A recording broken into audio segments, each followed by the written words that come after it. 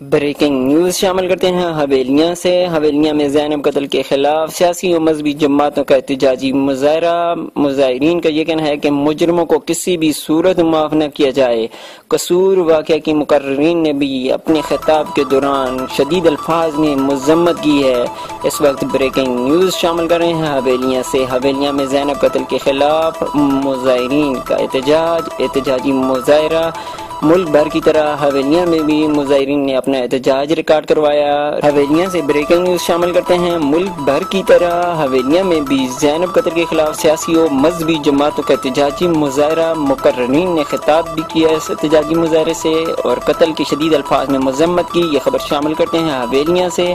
حویلیاں میں سیاسی و مذہبی جماعتوں